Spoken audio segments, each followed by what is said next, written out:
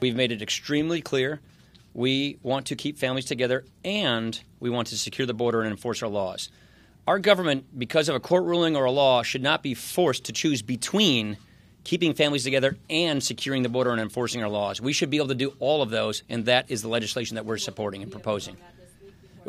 I want to get to the first Wednesday vote because I want to lean into that vote and do as well as we possibly can on that vote. And then if that doesn't succeed, then we'll cross that bridge. But the last thing I want to do is undercut a vote on what is a great consensus bill that we're bringing to the floor Wednesday. So,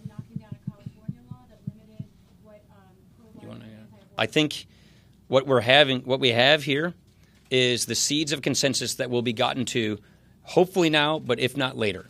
The Supreme Court's going to rule on this issue. They're going to rule on DACA eventually. The past president, Obama, exceeded his authorities. We believe that he should not have been able to do this. And at the end of the day, this president, laid out a smart plan, very reasonable, his 4 pillars. And what this compromise does is address those 4 pillars on how to solve this problem. So I think, hopefully sooner rather than later, ultimately we're going to arrive on fixing this broken immigration system by addressing these 4 pillars, dealing with DACA in a smart way, going toward a merit-based immigration system, and securing the border, securing the rule of law. Will anything move this week? And if not, can something like this... Imagine if we do what the Democrats are suggesting, which is to tell the world, if you can just come to this country, we're not going to have closed borders.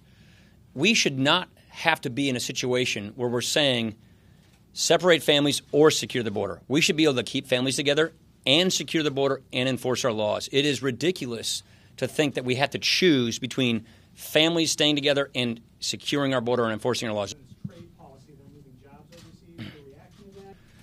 There's no place for this. She obviously should apologize.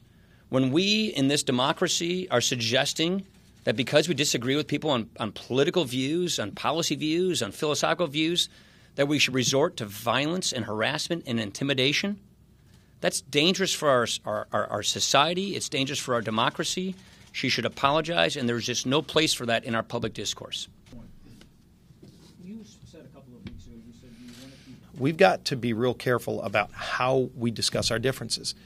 The great part of America is that we can discuss our differences freely and openly. It's one of the things our founders set up. I mean, it's part of the First Amendment. But we also have a responsibility to make sure that as we're discussing our disagreements, we're not trying to incite others to violence. And that's, I think, where the real fine line needs to be. Nobody should be inciting harassment or violence of any sort just because we disagree with each other on issues.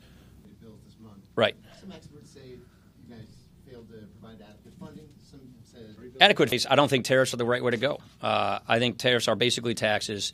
And what ends up happening is you get escalating tariffs or escalating taxes. One of the reasons we did tax reform is to make it easier for businesses to keep manufacturing in America and exporting overseas. Because with taxes like tariffs, some companies make overseas in order to penetrate foreign markets. That's why we want to lower those barriers. There are unfair trading practices, no two ways about it, by other countries. I think it's in our interest to use other tools to go after those unfair trading practices to stop companies or countries from dumping, from cheating, from stealing, from doing IPR theft and the rest. But I think there are better tools than tariff increases.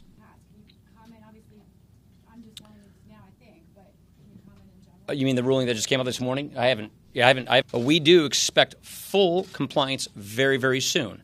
And if we do not get that, then we're going to keep every single option available to us because, again, the legislative branch has a constitutional duty to do oversight over the executive branch. That is what we're doing. We have gotten more documents in the past week than we have gotten in weeks and months. So we've got a lot to sift through. And by the way, what you learn from the IG is what we are seeing in our investigation.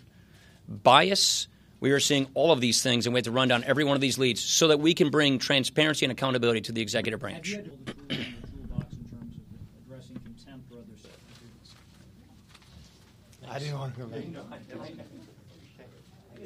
Madison, I'm sorry.